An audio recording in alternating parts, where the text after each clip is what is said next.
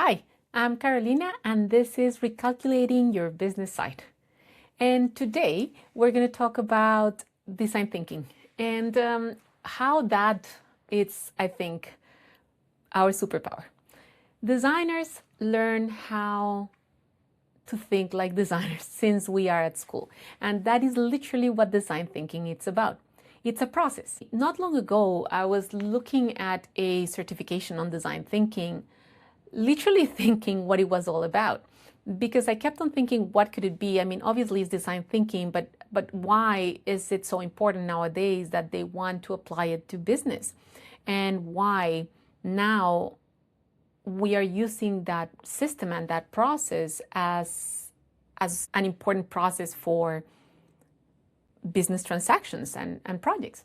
So as I was listening to the information on the certificate and the different steps of the system on design thinking, I kept on thinking, well, what it is that we as designers, we learn how to work that way through really osmosis. Like really nobody teaches us that at school, but we learn it as we do every single project and as we grow term by term.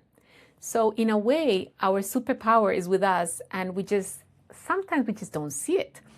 And that made me think, well, why not make more evident the idea that the business side of design, it's quite connected to design thinking and that systematic way of designers and how we think. So if you are part of a company and you use design thinking intentionally as part of your project, you will see that those elements of design thinking do make the difference in that project. And that is literally bringing in what you used to do at school into your everyday life, in your professional life. So you know that design thinking starts with defining a problem, right? And then creating different ideations of that same problem to see what could work, and then choosing one of those and figure out and develop it further, and then evaluate that concept further, and then you start again. So basically, design thinking at the end of the day is what we do every day at our different projects or on our everyday professional life. And that is something that we've always known how to do. And that is what business is now wanting to adopt as the way of creating continuous innovation in their projects and in their companies. And how fantastic it is that we already have that in our brains.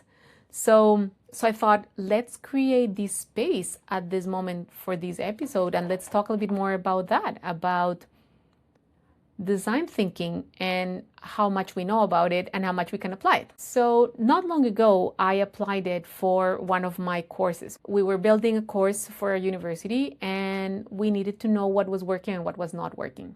So we created a situation first. So that was the name of the course. And then we went about creating the different possible situations or possible outcomes of that specific course, understanding that what was not working and what was working. And then we chose one of those solutions on, well, if this and this is not working, then we should do this, this, and this. And we chose one of those solutions. We developed it further, and we figured out that that solution was actually tackling 3 or 4 of the issues that that course had in the first place.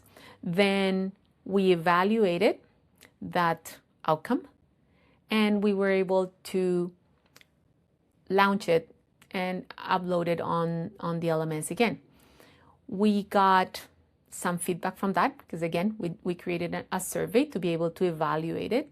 And from there, we went on the process again to make the changes that we needed, and we adjusted that process to the following problems that we had in the school, not only when it came to courses, but it came to maybe communication with student services or communication with one or the other, or maybe creating an opportunity for career services, and if they were learning what they needed to do to be able to become, this professional. And it's incredible because, in a way, for industrial designers and for designers as a whole, this thinking, this mentality comes natural to us. We just don't use it often enough. And we need to. And that is what I want to bring to you today. Just remember what we used to do at school. Remember when you were told by your instructor that you needed to, I don't know, create a logo, and then how you had to do some research on what you were creating that logo for, and then how you create ideation and chose many different ones, and then how you chose a specific one and developed it, and then how you have got some feedback or critique, and then you have evaluated that information and then created the new iteration, and so on. Because at the end of the day, that prototyping between the ideation period and the conceptualization period and evaluation is very important. And in the business side of things, it's called MVP, minimum viable product. And that is what prototyping is, literally what prototyping is.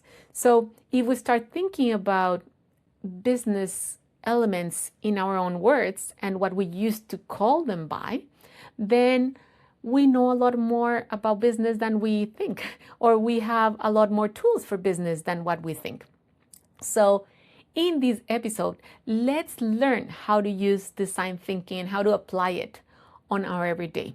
I invite you to grab whatever project is coming up on your day, or even your hustle. If you want to start a new side hustle, approach it that way. Go through the situation. What do I want to create? How I want to create it. Let me see how viable it is. Then you choose a concept on what exactly you want to do. Then prototype it. And then send a survey. Send us a survey. Let us figure out how viable it is. And then you can start with something that is certain. But that can apply to anything. If you're in a company, then do the same. Maybe you're the new manager and then you have to create a new team. So that's your goal. That's your starting point. Well, then I have to create a new team. Then how do I do that? Well, these are the ideas that could work. Brainstorming. And then, okay, I'm going to choose this one and I'm going to develop that one further. And then I'm going to create a prototype. So I'm going to ask, all my team to do this, and that. And then I'm going to evaluate, how did that go? Good, bad? How did it go? And then I can go back again into that process and figure out what needs to be changed. And then you go about that little by little. So you see how you have that knowledge as designers, as creative minds, which is don't unlock it. So unlock that power.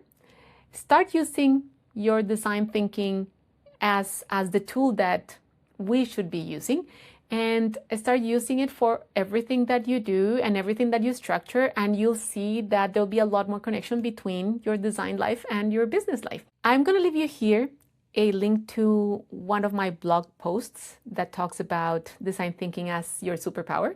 And you can use that as a guide on how to start using it a lot more in your everyday, and also how to start using it to structure any gig, any side hustle, maybe your freelance work, and anything that you do business related, just kind of transferring that knowledge that we have from design into business-like events.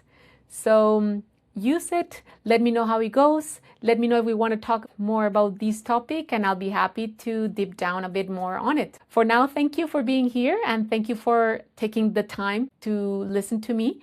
And let me know what other topics you want to talk about. Let me know what other things you want to learn about, and we can learn about them here together. So talk to you soon. Follow me on Instagram at The Business Side of Design to learn more. And don't forget to put this podcast as your favorite, so then you always know when the next one is coming. And see you later.